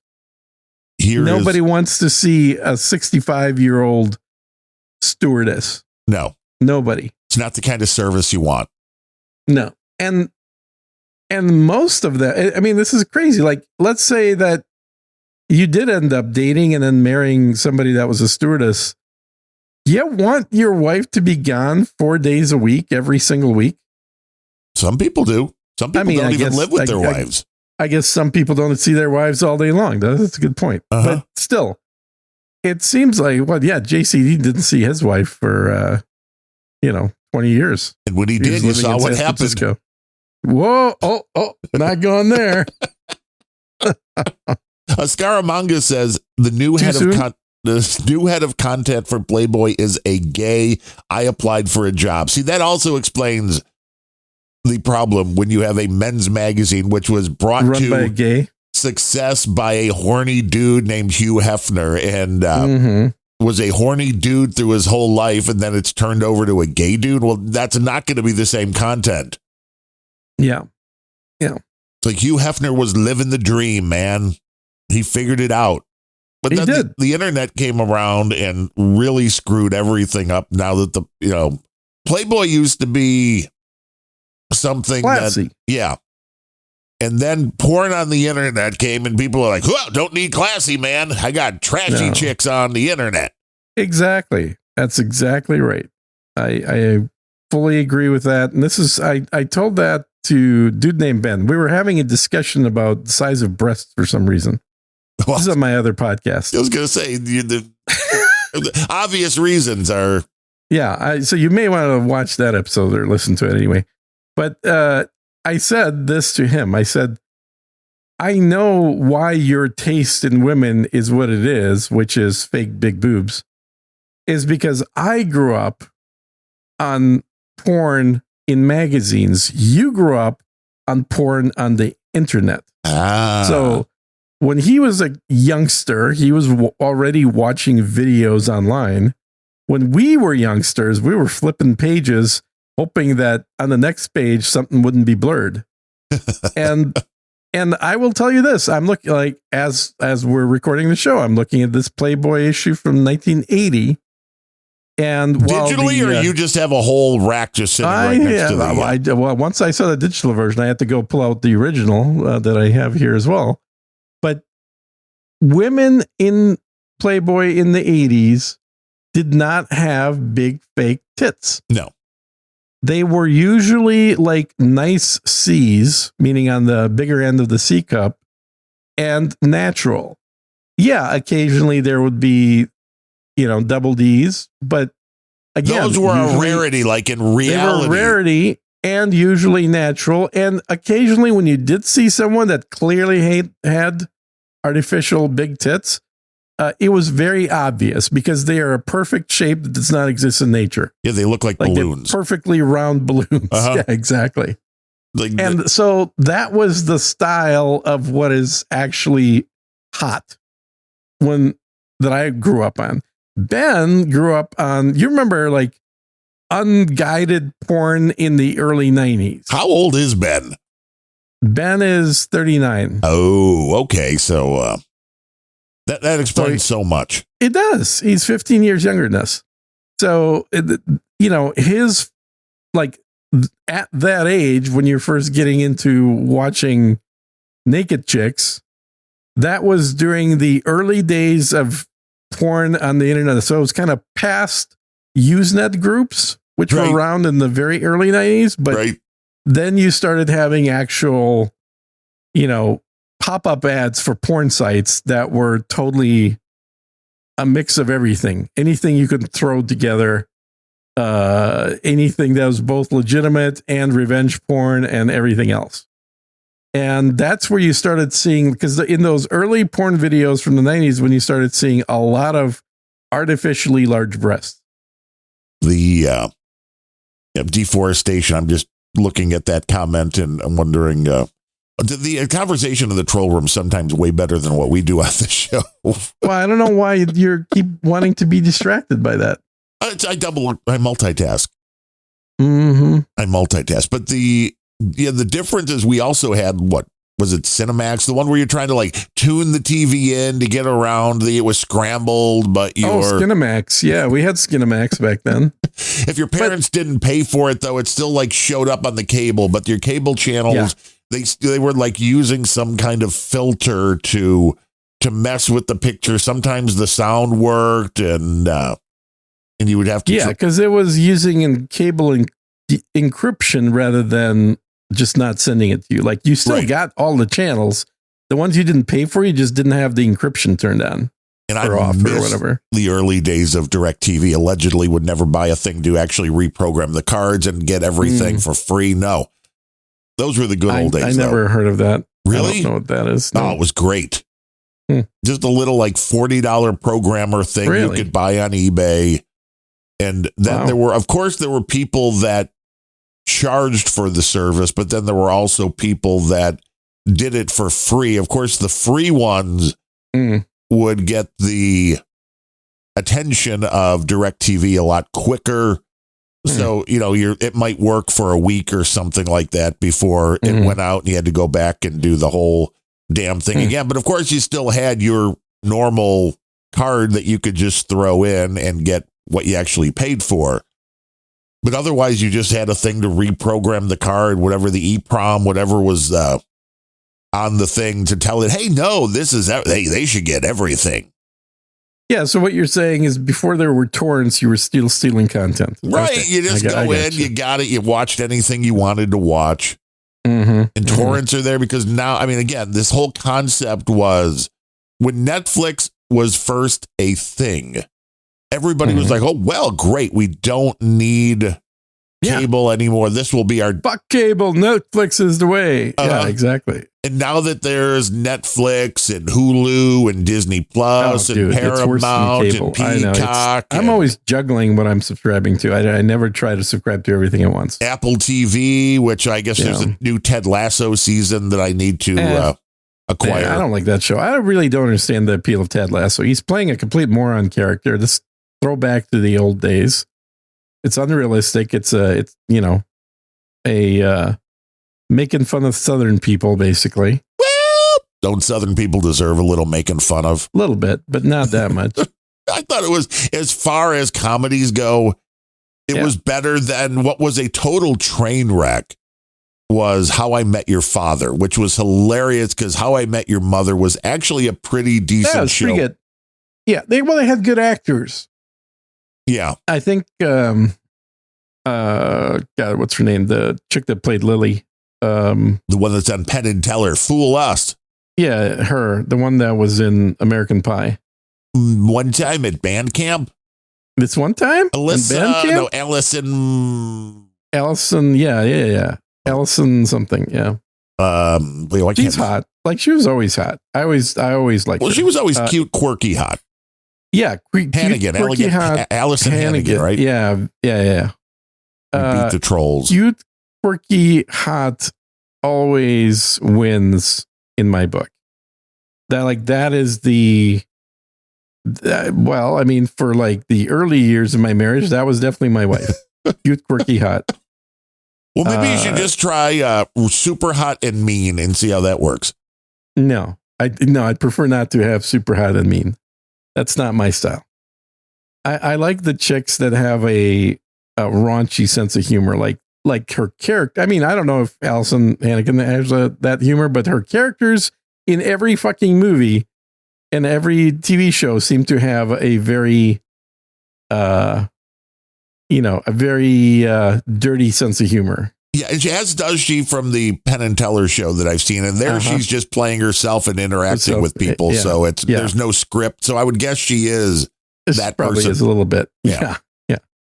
Which is the greatest way to do. I mean, if you're going to go play a character on a sitcom, they want somebody that is usually the most like that. There are people that can turn it on and off, but the most realistic portrayal is going to be if you're 80, 90% that person anyway, then it's going to work a little bit better. Yeah. And I think it worked quite well for her. And we've literally watched her since she was a teenager up until she's That seems a little creepy, Gene. Upper middle age. We've been watching her since she's been a teenager. Yeah, we've had a camera outside her house the whole time. Who hasn't, though? I mean, that's it. Well. That was 2005 to 2014 was How I Met Your Mother. Yeah, but when was American Pie was the 90s, right? Oh, yeah. And what about Kobe Smulders? What do you think of Robin Schabatsky? That she's a little too Canadian for me. I mean, I don't. Wait, see, we can't bust on the Southerners, but it's okay to bust on the Canucks. You got to remember where I grew up, man. Well, you were so close to being Canadian. We basically played the Canadian teams in our high school hockey league. You know, hey there. It's like, were you like, it was just like a big thing, like, hey, you suck, Canucks. Yeah, totally. And you know, they could hear us saying that just across the border. And you know, when we did curling, that was like that was the only guys you had to watch out for in curling was the Canucks. The Canucks are bad. The high school curling team, you know. You know, I had totally forgot that Jennifer Morrison and Sarah Chalk were in How I Met Your Mother. And what were they playing? Were these women? Jennifer Morrison played the girl that didn't want Ted to pull down the hotel. I kind of blocked that part out. But then she went on to, she was on House as, you know, the doctor, the one that was originally there before 13 came in. Oh, right. She was the kind of blonde who wanted to sleep with House in the beginning of the show. Was she a blonde then? Maybe she was for House. Yeah. She was a blonde who, like, first season in the House, she was a blonde who had just got out of medical school, who, like, the whole first season is basically all about how she's planning on sleeping with House. I don't remember. I get to rewatch House. Rewatch that, yeah. I like 13 too. I mean, I don't think she's a great actress or anything, but in that role, I thought she was good. You're just like a woman you can call by a number. That's easier to remember. Gene's like, 86. Oh yeah, 86 was fucking hot, man. Hugh Laurie, I guess, posted something not completely obvious to everybody, I guess, but that was obvious enough in support of Sophie Cunningham and, you know, keeping trans out of women's sports. Yeah. And somebody like tried to go after him, like, oh, it sounds like you're saying that you want, you know, trans and not to, and he's just like, of course, that's what I'm fucking saying. You know, it's like, I love people that are just like, he's old enough. It sounds like you're saying you don't want to suck cock. I mean, what's wrong with you? He's old enough and doesn't care. Like, I don't care. You think you can cancel me? No. Well, and John Cleese has been on that side of the wagon for a long time. Yes. Well, he was one of the first ones that I remember coming out just on all of the, you know, DEI stuff. And like, you know, once you start treating people differently based upon the color of their skin, you are the racist. Well, even Hugh Laurie's old comedy partner, Stephen Fry, who is super gay. But even he is on the right side in debating, like, against DEI and all this crap. Like, he is the kind of gay that I remember back from the 80s, where 80s gay. He's definitely gay. He has no qualms about it, but he can still have a fucking political opinion that isn't dictated by where he puts his dick.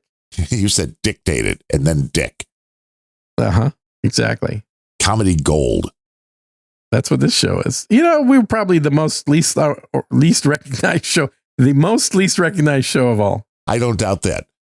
Yeah. Stephen Fry, according to my wife, also a fantastic orator and did the audiobooks for the Harry Potter series. Yeah. She's like, if you're going to listen to any of them, he's the guy you want to hear. Yeah. He's also a fantastic atheist who does atheist debates with, like, you know, religious people. How does that go? Usually it's predictable because the religious people don't require any actual logic or information to believe. Believe, baby. That's it. So how do you have it? I know. that's the issue, right? Is that I think it's futile to try and debate somebody that doesn't require evidence. Why start? Like, what's the point? You can have two religious people debating. I think that works, right? But you have someone whose premise is show it to me or I don't buy it. Like, I require physical proof. Debating somebody who, by definition, requires no proof whatsoever. Correct. What's the point? What are you gonna accomplish by having a debate? I don't think there's much there. Nothing, and neither one's wrong. I mean, you'll find out, I guess, in the afterlife if you're the atheist, then if you're right, you actually don't find out in the afterlife because there is none. There is none. Exactly. So only religious people get to bask in the glory of being right, if in fact there is indeed an afterlife. Well, and that's the thing is I completely understand. This is a phrase that sometimes rubs people that are religious like dude named Ben the wrong way, is that I said, look, it's inevitable that people would have created religion because religion works on low IQ people. It's something that is objectively makes it easier to control people that believe in the supernatural that don't require any tangible proof or scientific method. For these people, if you can sell them on a religious belief, something like that communism works or that different type of Gazans religion are victims, these are all religious beliefs. They're beliefs that clearly are antithetical to proof, but nonetheless are majority beliefs of these people. So when you can do that, it becomes a lot easier to control the conversation and to shift people onto your side of the argument. If you had to actually justify with real world facts and proof to every single person, communism would have been snuffed out like before it ever grew. It would have been purely a theoretical concept that does not apply to the real world. The only way that became a thing that actual people started believing into and thinking that, we should have a country that's communist, is because these people don't understand the real world. Like, they're low IQ people. There's no other way to describe it. Yeah. Well, they're looking for somebody to be their parent. I mean, again, this goes back to, mamala. The government has to take care of us. The government is here to tell us what to do. The government should tell us what vaccines that we need. And, we should banish those who do not believe the same thing we do. It's like, it's all about thought control. I mean, there's a big difference between, some religions who are just like, hey, you want to be Catholic? Mm-hmm. That's cool. We're not, anymore. We're not doing crusades trying to convert people. At one point, okay, that happened. But as right now, the Catholic Church isn't actively like trying to conquer other parts of the world and turn them into Catholics. No. So you can decide what you like. Now, the difference is when people are trying to actively convert people like commies. But it's easy, as you said, because people want the easiest thing. Like, wait, I cannot work and it'll be great. I can sit at home and play video games and I won't have to work for food and all this will be great. Hey, now, wait a minute. Wait, that sounds a lot like Gene's day. That sounds troubling, doesn't it? A little too close for comfort. But that's the difference. But still, I think in the end, the thing that makes it not worth bothering to debate religion between people that are not religious and people that are is that I guess I shouldn't say in all religions because I don't know all religions, but certainly in Christianity and Islam, and really even in Judaism, like the main big religions, the idea that you are willing to believe something without having direct evidence is kind of ingrained into the religion. Now, in Judaism, if you look at the Old Testament, there was an awful lot more God intervening and doing things to demonstrate that hey, I'm still here, and I don't like what you're doing, or I want to reward you for what you're doing. Like there was more direct interaction with God. Yeah, that's a little less now. But with Christianity, it's kind of like, okay, well, God's son was here. That's it. You're going to get nothing more from here, except for Catholics, because Catholics have figured out that they can create saints in postmortem. So you find somebody that everybody likes. Oh, well, you see, that person was a saint. So they had the holy touch. Pope John Paul, man. John Paul II. John Paul II, exactly. Now he's Saint Paul or Saint John. John Paul. Is he? What is he? What is he? Does he have an official saint name? I think it's Saint John Paul, because he was Pope John Paul II, but I think it's just Saint John Paul. Do you know he was Polish? Yes. Oh, of course. Yeah. Of course I knew he was Polish. Half my family Polish. When he came to Chicago back in the day, it was a big deal. The Polish Pope. Chicago. Mm-hmm. I'm sure he had a Polish sausage down on Maxwell Street, loaded up with some onions, and I've had that on Maxwell Street. Some ground brown mustard. Oh, it's so good. Really, I've had that at the Vatican too. See, that's the way you do it. It's good stuff. Uh-huh. Now we got a Pope from Chicago. It's like, that ain't no good. That's not right. That's not right. I know. Something's wrong with that. Something's very wrong. The White Sox actually gave out hats that looked like the Pope's hat. The place sold out. Wow. That's crazy. It was very interesting because he was at one of the World Series games. So, I mean, really, that may be his miracle. A Chicagoan would do, yeah. Yeah, that could be his miracle. The White Sox won a World Series while he was there. Then, wow, that's crazy. That might be this guy's ticket to being a saint at some point. Yeah, a lot of people don't like this guy. Well, he seems to be pretty pro DEI. Yeah. Well, and that's it. And he's one of the popes that will speak out on things that perhaps he shouldn't. That he has no business speaking out on, yeah. Right. Well, because it's very hard to give him a pass on things like, no, this war on Iran is, bad. War should stop. And it's like, can you talk about Iran killing however many tens of thousands of their citizens for protesting? 50,000 protesters killed in 2 weeks. Right. Yeah. So, but you won't talk about that. It's like, isn't the trying to stop that regime, wouldn't that be the godly thing to do? You can't go, well, these people are killing a bunch of other people, but it's wrong for you to try to stop them with force. It's like, that's just insanity. You're way better off just saying all violence is wrong and go upon your day, and everybody can agree with that. But, sometimes violence problems require violent solutions. That's absolutely right.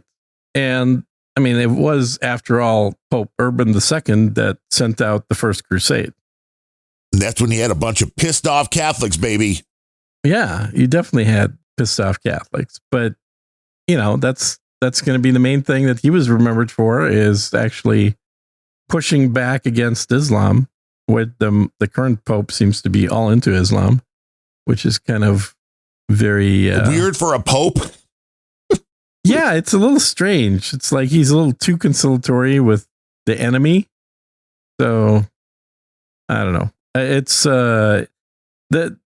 it's a weird thing. I mean, the people that don't like Catholics to begin with don't like them even more of this Pope, and the people that are Catholic that I know don't like this Pope. Yes. Like, the Catholics have more in common with the non-Catholics now about disliking the Catholics Pope. really haven't liked the Pope since John Paul II, and I guess it is just Saint John Paul II. I guess that's is that what it is? According to Vatican State. But wait, why is he Saint John Paul II? Was there a previous Saint John Paul? No, but there was a Pope John Paul the First. Right. But so this guy should be Saint John Paul the First, right? There is no first. When you're the first, you don't say the number. This is like the numbering thing. It's weird. But it's like what he shouldn't have his number of his fake, incidentally, papal name, because they choose a different name. It's not their actual name of when they were a cardinal. No, his name was Karl Joseph Wojcicka. Yeah. I can't say. Wojcicki. That sounds right. But there's, I don't think he should have a 2 in his sainthood. Like, he's not the second of that name of saints. He's the first of that name of saints.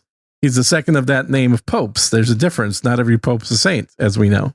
I know that they should just retire his number and hang it up on the wall, and everybody could be. They kind of should, right? I mean, that would be the proper thing to do at that point. Yeah, it's it seems odd. You can't trust those Catholics. I saw him twice. John Paul. And you didn't melt? Why would I melt? Because evil, good, the whole. What am I? A German? Why would I melt? Russian agent. Yes. He was a Slavic pope. You know, I'm Slavic. That's same people. But yeah, I saw him twice. I saw who was the last one before the current one? That guy I saw once. Francis I saw once. And then who's the pope between them? Between Francis, the German guy. Yeah, the German guy. Benedict the 16th. Yes. AKA Joseph Ratzinger. You've been hanging out with a lot of popes, Gene. I'm kind of questioning what's going on here, Gene. Well, I have a mandate once the pope is elected to go to the Vatican. But you're trying to cover your bets. Yeah, in some ways, I guess. The envoy from Vladimir Putin is here, Pope. But I will say, he does not spend much time with anybody. And that's the other thing I don't like about this Pope. Like with John Paul, when you had a meeting with him, that meeting actually lasted more than this, just a photo op. Right now, the meeting is literally like 7 minutes. And it's a photo op and you're done. So it's like a Taylor Swift meet and greet. I guess. I've never been to one of those. Those tickets are more expensive. Probably. Push you in, push you out. Mm-hmm. For any really artist, that is the meet and greet game at this point. Yeah. Charge a lot of money, give you a lanyard with a little thing on it so you could feel like you got your money's worth. You get a quick although picture I don't think any meet and greet lines are bigger than for William Shatner. Well, he's still alive and just released a new album. Isn't that amazing? Not only is he still alive, melt, they go sour. That's wow. They go sour. Yeah, and not to mention the fact that he went to space. Yeah, and he came back in his 80s. Now he's 90 something, right? 90 something, yeah. Like the dude still looks good. Then he fell off his horse and I gotta fix my shoulder. The good's been wearing a wig for 50 years. Yeah, but at least that's why people now know you. It's not like it's new. Yeah. We do have a few people to thank for supporting today's Unrelenting. All right, let's do it. Including the aforementioned NetNed, who just came in with $50 American cash. Mm-hmm. I love Unnerving with Derwood O'Neill and June New Tulied. Mm-hmm. It's a great show. It's a great show, yeah. You can tune in every Friday. Thank you, NetNed. I mean, he lives in Detroit, so I think he's just trying to get his funds and everything in order. He must be a Muslim. The only thing I can imagine. He's got a boots on the ground for the Planet Rage show about what is going on there. Yeah, you see the videos walking into a grocery store now in Dearborn, and it's like, what the hell happened, man? It's all goats and stuff. That's like a complete takeover. It's crazy. Oh, it's 100%. Yeah. I don't understand why Adam still seems to minimize the Islamification of America.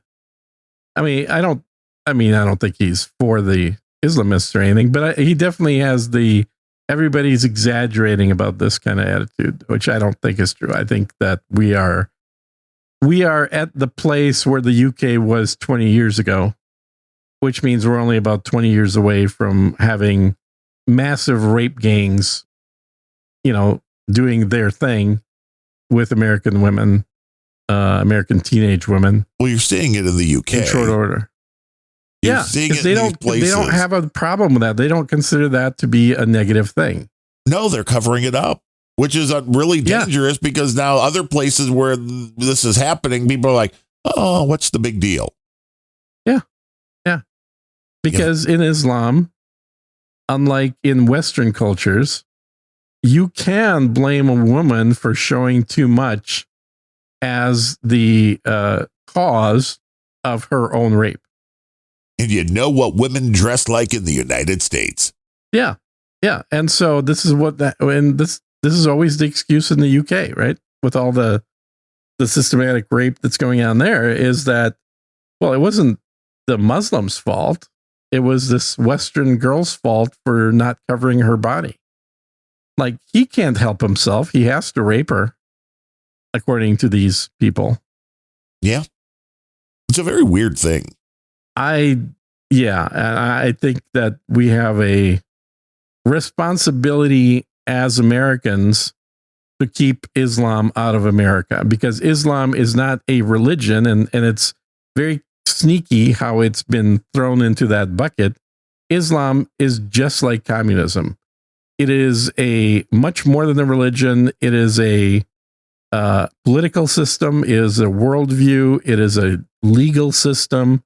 It is all of that rolled into one, with the end goal of domination of the whole planet. Like, literally, that is the objective of Islam, is to get the world, the whole earth, to a point where everybody is either a believer in Islam or dead. They do have goals. And we are somehow treating them just like Christianity. Right. Like it's just no like big deal. Mormonism. You're just coming in. You want to assimilate. You want to be Just a part like of this Buddhism, community. like, you know, this is not a fucking religion. This is a worldview of destruction and death and barbaric practices, and it needs to be treated as such.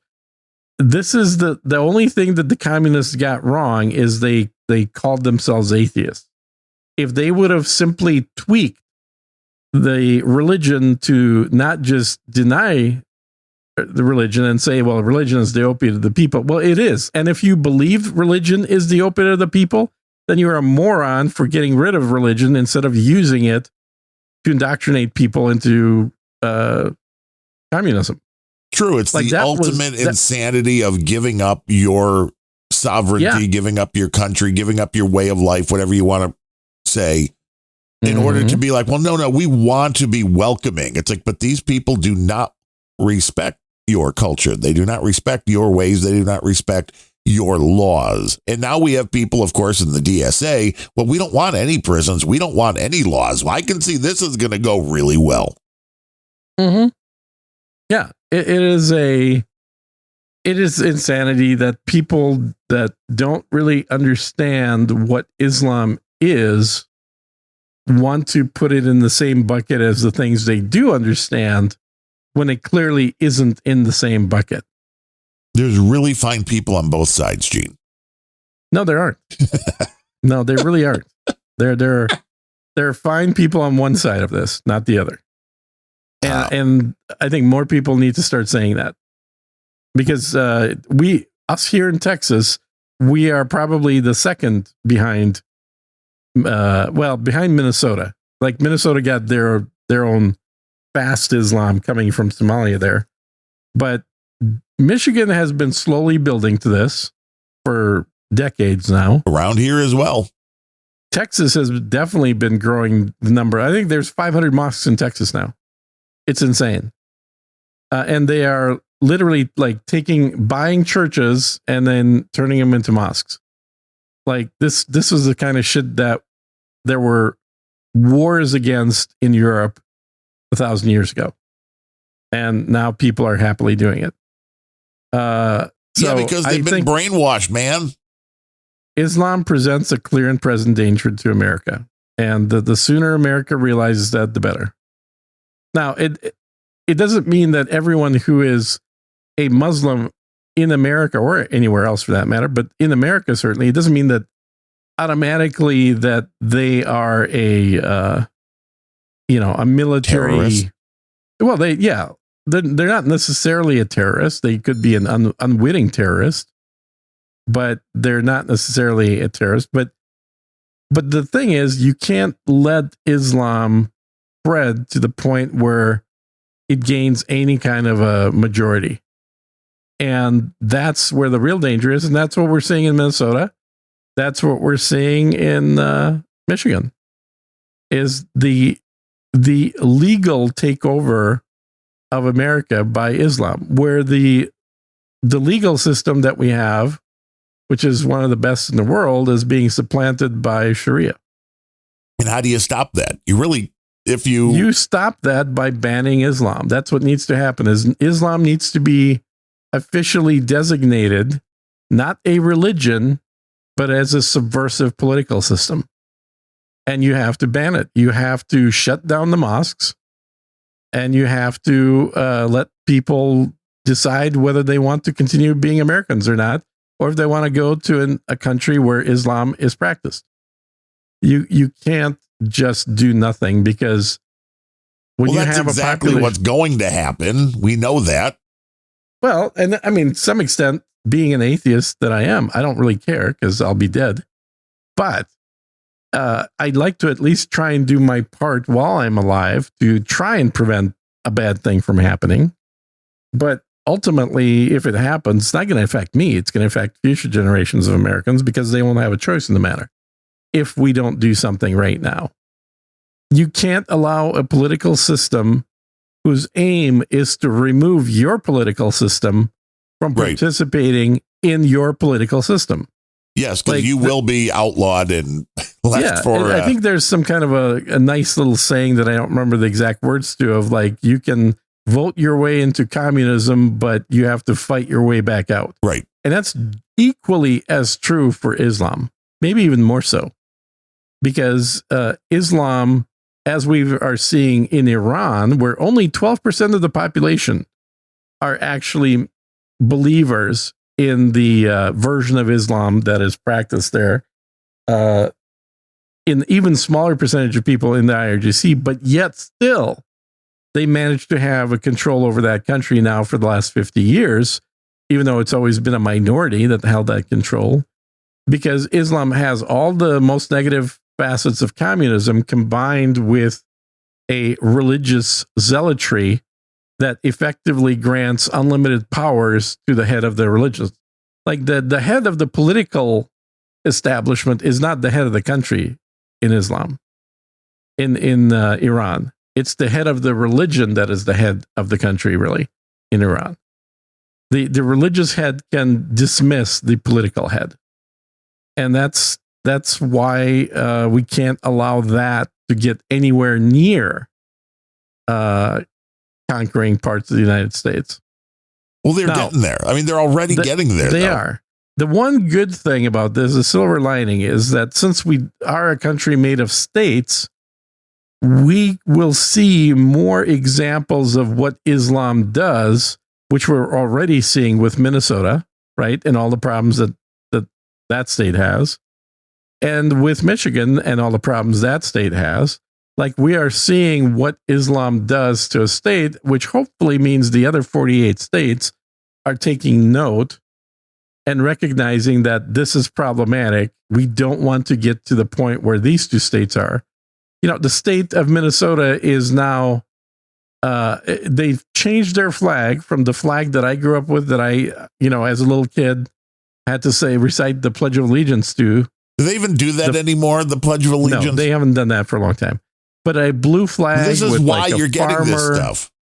Farmer and deer and stuff. We went from that flag in Minnesota to literally the flag of the Somali region that Ilhan Omar's family is from. It's literally, if you look at the colors and the patterns, that is the pattern. That flag is super close. It's not identical, but it is super close to the flag of the region that she's from. It's literally an invasion. They put their own fucking flag on the state of Minnesota.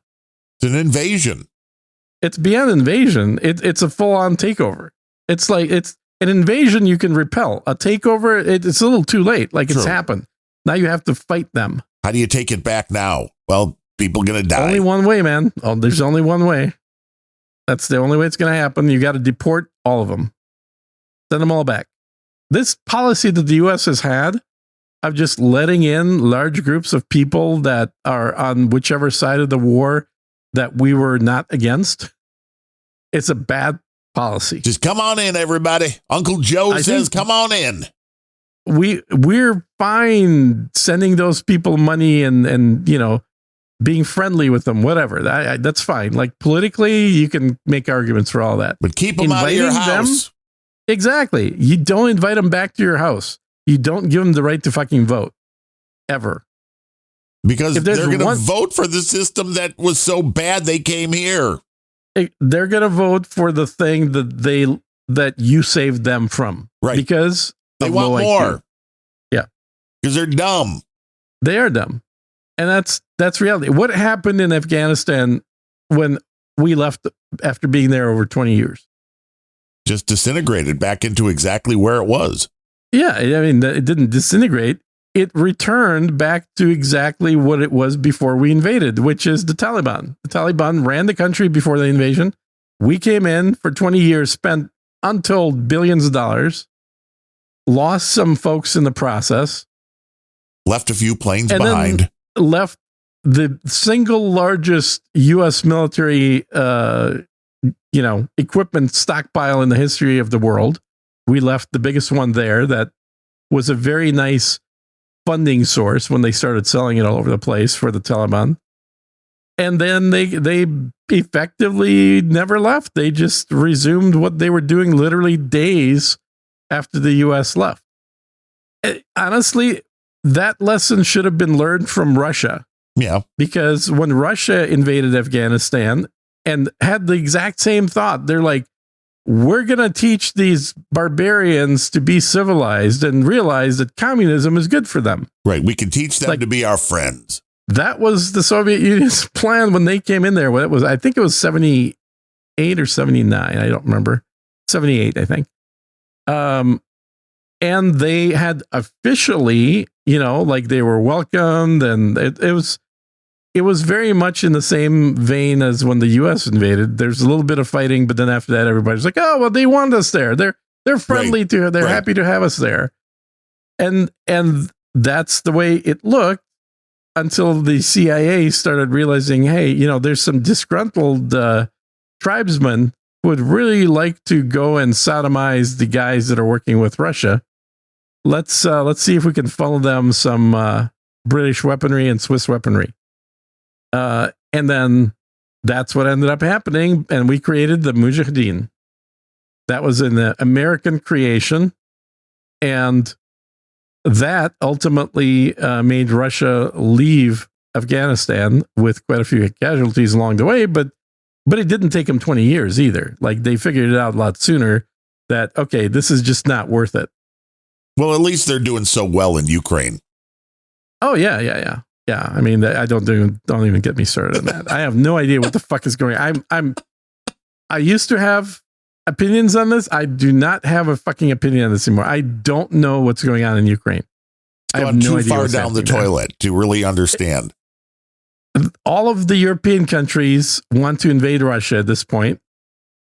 Ukraine is mostly bombing and droning Moscow. Moscow is, for its part, starting to focus its attacks on Kiev and not so much on the outlying cities in the eastern area like they were before. The U.S., which used to be like, if I was in charge, this thing would have never started, and I'll end it in the first day one week of day one. The U.S. doesn't give a shit what happens there at this point. We've got our own fun war with Iran right now. So I have no idea. I can't predict anything. The only thing, and I've said this before, the only thing that I can predict is that Putin will not use nukes until after Trump is out of office. Like, there's another 2 years and a few months worth of guaranteed no use of nukes. Once Trump is out of office, that bet is off. If the war keeps going, but there's no reason for it to stop. I mean, no one seems like there's no party right now that wants to stop that war. No, I don't know what they're all getting out of it, but the only winning move is not to play. Have we never learned that? That wasn't that from a movie? I think so. I think that was from one of those computer movies. Matthew Broderick. Yeah. The only winning move is not to play. Also want to thank Stevie, who came in with $10.80 American. Scott, have you heard from him before? I think so. Have we? Scott Evers also came in with $10. Mark Kodra came in with $6.66 and said, sorry for missing last week. Biopsy results are in. I have stage 1 androcarcinoma in the lung. Now I get to meet a few doctors and come up with the plan of attack. Well, stage one is that's good. The least. Yeah, that's the least of the early onset. Yes, very early, which is good because they can do shit now with that they didn't in the past. But hate you're going through it because it sucks. We left him on the producer roles for the last show as well. Because, I mean, dude, he's here every show. Yeah. And we appreciate that. Fuck cancer. I know. Not fun at all. No. Then our buddy Scott Codswallop over in the UK, speaking of places that are completely out of control. Yeah. $2.50. And your buddy, your pal, coming in with $43.29, $3.33 when sent. Comic strip blogger who says, hello, Ozempic bro, Gene and Darren. So my Ozempic injection today got even worse. Not only needle bent and some Ozempic spilled outside, but also small bleeding caused. Gene, when you inject Ozempic or insulin, do you have bleeding sometimes caused by nicking tiny blood vessels? CSB. Yeah, it's a thing. You occasionally randomly will hit a vein. You're not hitting an artery, you're hitting a vein. And you may have bleeding there, but it's not really a big deal. Blood everywhere. It's not blood everywhere. It's the needle is tiny. The needle is like it's the other day, like a week or 2 ago. 31 gauge. It's like a 31 gauge needle, which is 1/31st of an inch. That's in nothing. Thickness. That's nothing. Just jab that bitch right on in. Yeah, so I wouldn't worry about the bleeding. You're just randomly at some point, maybe once a month, you're going to hit a vein, so you're going to get some bleeding. But as far as bent needles, that's on you, dude. Like the needles don't come bent, right? They come straight. So if you're bending the needle when you take the cap off, and the cap can't be on a bent needle, the cap is shaped in the way where the needle has to be straight. You got to pull it right off, man. You got to pull it out, not like push it sideways. So that one is you. I'm just waiting for a return from CSB. Do you not have a huge supply of needles, so you shouldn't really care about this anyway? Because I buy them 100 at a time. Well, that only lasts you 3 months. Oh no, that's not lasts daily. Me a lot less than that because I use them a lot. Well, yeah, you do because it's not just for the Ozempic. That's only once a week. I have like 3 medicines that all use those things. Really? And man, you're poking a lot. Oh, dude. At this point, like if someone's going to threaten to torture me with sticking a knife into me, I'm like, yeah, good luck. So I feel no pain at all anywhere in my body now. Do you enjoy acupuncture or is that just like... I don't feel acupuncture. That it's this useless thing. It means nothing. I believe it. To be honest, I've only had acupuncture once, and I fell asleep probably 3 or 4 minutes after the first needle got in there. And then my experience of acupuncture was feeling the first needle and then being woken up as they're taking him out. Are you dead, sir? I was like, that was a good nap. But not when I realized that nap cost me $180. Yes. How do you know they really did anything? You fell asleep. How do you know there was more than one needle involved in the whole thing? There may not have been more than one. For all I know, there was one needle. They stuck one needle in you with some chloroform or whatever. When they were taking him out, there was more than one that was still stuck in my body. Oh, okay. But it was, I don't see the benefit in it. Some people love acupuncture. I just don't see the benefit in it other than, I guess, if you want to fall asleep. Maybe. But the other day, I must have had like a little bite or something on like right underneath my knee, and I must have just scratched it and then didn't realize until later that evening. My wife's like, "You got something on you." I'm like, "What?" And I put my hand bleeding? down, and it really, what came off was of enough quantity. And look, at first I thought it was coffee grounds. Like I somehow sat in coffee grounds, and it was just blood that had dried out. I was like, damn, I didn't even feel that. Yeah. It was a bleeder, man. Well, the first sign of neuropathy is you don't feel it. Yeah, that's not a good thing, man. No. Like the other night, you was get like one of those machines that I got. That thing is amazing. You're gonna wait. With you, that has to be way more specific because you've got like 4,000 machines. I've talked about this one. This is the vibrating pad thing. Oh yeah, we got one. It's upstairs. The wife bought it. Okay, there you go. Yeah. So I got this thing to see if it would make a difference, and it completely reversed the neuropathy that I was feeling. Just a little vibration. Like maybe not even daily, maybe like 2 or 3 times a week for about 10 minutes. And all the little neuropathy that I had on my toes just went away. Well, I mean, the bullshit that they always told people with the weight loss belt things was like, oh, it'll, it activates your whatever. Yeah. Well, the one thing that it obviously does is when you're vibrating, especially at certain frequencies, liquids are non-compressible, or at least most liquids are non-compressible. And, or maybe all liquids by definition, I don't know. But certainly the liquids that are what's floating in our feet, whether it's the stuff that goes into your lymph system or blood vessels, and they kind of feed each other. I mean, what ends up being brought back through your lymph system generally was just plasma that came in through your blood vessels. I know, that's why you got to do the compression stockings, and it's all fun. No, you don't. That's the beauty of it. Is that this takes the what place you need to do is move that liquid, and vibrating your feet, depending on the frequency you're doing, will make liquid move through your lymph system just from the vibration.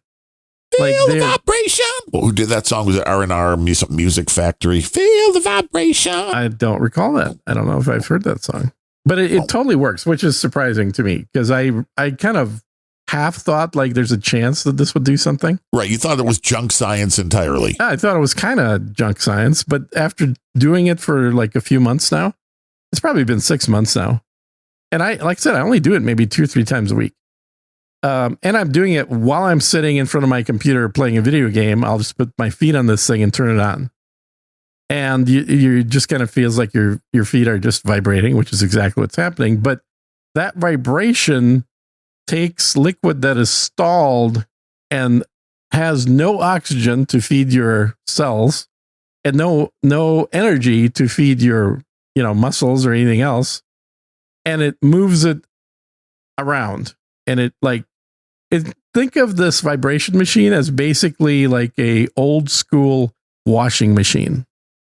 And so when the washing machine is not moving, when it's turned off, the liquid in there is just whatever was on the bottom is on the bottom, whatever's on top is on top. And when you turn it on, it's like sloshing all the liquid inside, then you get a mixing effect going on where you have all that liquid getting sloshed around and it's being transported because it's non-compressible.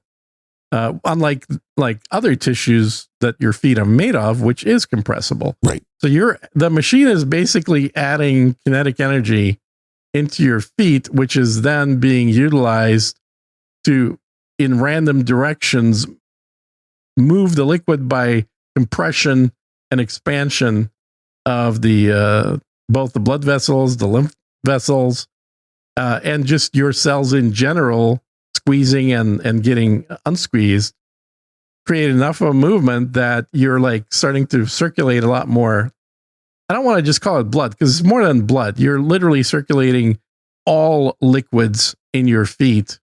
And your feet, as you know, Darren, are like there's very few muscles in your feet. It's mostly tendons and bones and a little bit of meat. All size 15. Yeah. Well, for some of us, there's a lot of tendons and bones. Yeah. For others, there's normal numbers of tendons and bones, but it's basically just creating just enough of an energy in there to slosh your legs about and let the fresh new blood reoxygenate and couldn't bring you just more recreate the energy same down. kind of thing though? Taking a walk. Absolutely. That's exactly that's the first thing they tell you when you start getting edema in your foot is like, you need to start moving more because that's the thing that'll actually get that liquid to start leaving your legs. And it was walking, a CNC Music Factory song. Thank you, Vox. Oh, was it? Okay. Well, that was a good band back in its day. You got to feel the vibration. Feel the vibration. Boom.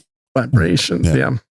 And I was laughing to 3333 more from CSB who says, Kurva, the needle bent during injection today, not before. Good pod, better than no agenda.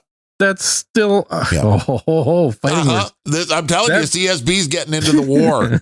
He is. Good pod, better than no agenda. That's still on you, CSB. Wow. You have to learn how to inject yourself in a straight line and not jiggling around. And those needles are so short by the way, that it's really... If nobody told you this is not medical advice, but it's totally advice. If no one told you, the way that you inject the area, you're going to inject. You pick the area on your stomach you're going to inject. You take the finger of your other hand, you press down next to that area, compressing your whatever fat you have outside your muscle so that it's compressed down. Then you go in a straight line and you inject yourself, you pull out the needle, then you let the other finger go. That is the proper technique if no one's explained that to you, which in Europe, I wouldn't be surprised if doctors don't go over this stuff or the doctors don't speak English. They just throw the needles at you and say, they go at it. Okay, well, you're good to go. Just take this shit. You'll figure it out. Because I would think they're short enough. The reason you want to do that is because you don't want the needle to go through tissue that isn't under compression. So you want compressed tissue, which, the fat is going to be the thing that compresses the most, but you want to apply some pressure to that area with your other hand first.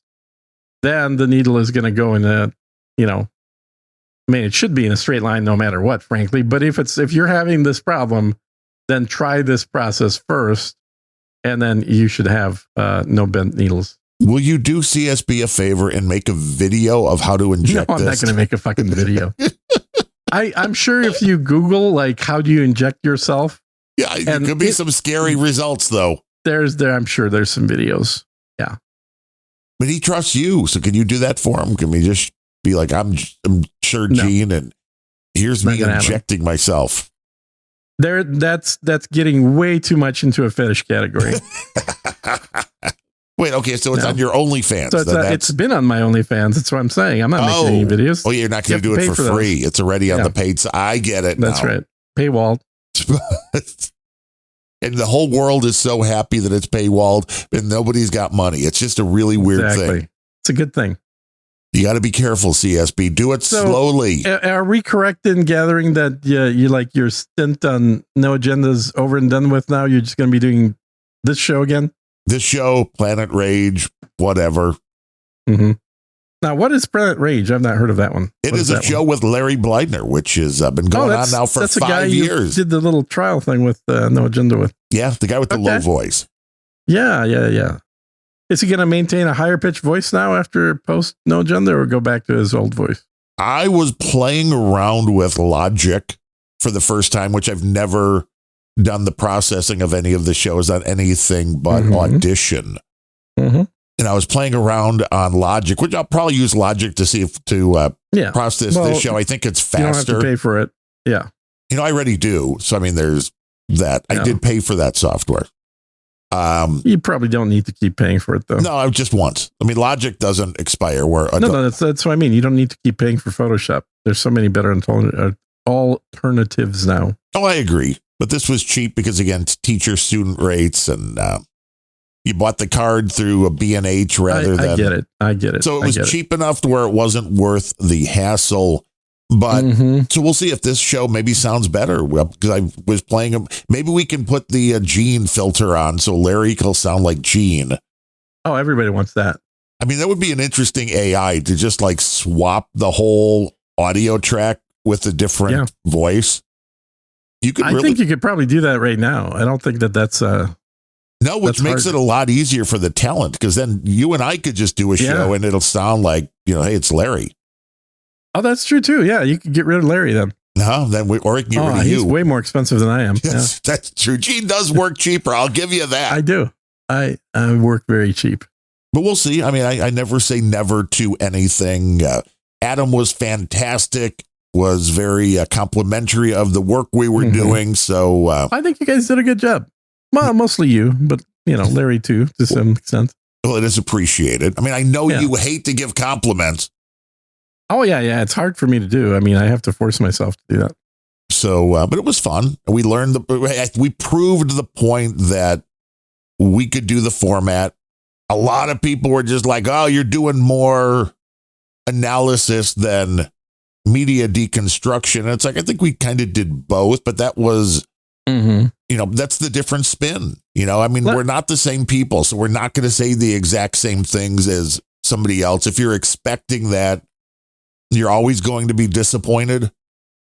Two people can't reproduce what two other people have. I mean, that's why this show is quite different than Planet Rage. It's different than Grumpy Old Ben's. It's different than, when you swap in two different people, even if you have a constant, totally different shows, because the other person brings something different, and the reactions that even from the person that is constant, Adam Curry's quite different with Pastor Jimmy than he was with Mo. It's, yeah. And I don't know if a lot of people get that. Every show has its own back and forth. It has its own personality, has its own, it all kind of grows from, point A to point B whenever the show finds its untimely or timely end. But they're usually not the same thing on day one and on the final show. Well, I'm curious who you'd replace me with on this show. On this show, to just talk about anything? Yeah. Probably Bemrose. I mean, who better than Bemrose to... people don't want to listen to him. CSB? You think CSB would be good with a voice changer? I mean, it would definitely be a show about nothing. No, he would be telling me that I'm wrong no matter what it was. Well, that part of it, he would be good too. Yeah, that's true. No, Darren, here's not what you do not want to do AI that way. You want to do it this way. Yeah. I still have to listen to him with dude named Ben, because that I think would be humorous. Well, did you listen to that episode? No, I have to. He interviewed dude named Ben. I know. Yeah. Would Bemrose relent is the question in the troll room. I think he already has.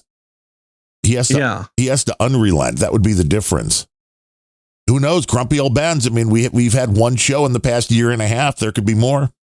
Well, I mean, every time you do a show these days with Grumpy Old Ben's, it actually makes money. It does, because people are still donating to that show, believe it or not. Yeah, it's amazing. Really amazing. And unfortunately, though, the tech landscape, which used to be riddled with a variety of different things, topics, hardware, software, now is completely saturated by one topic, which makes it a lot less fun, because turning it into strictly an AI show is I try to not do too much AI talk on these things, because we have a separate group for our people that I know that are into AI for AI shit, but I don't want to just talk about AI but this weekend I do have that project to get my old PC built as an AI rig. Yeah, you got a new video card, you're going to pump it. Got to do some things locally. Hey, if you got questions about AI, feel free to send them in.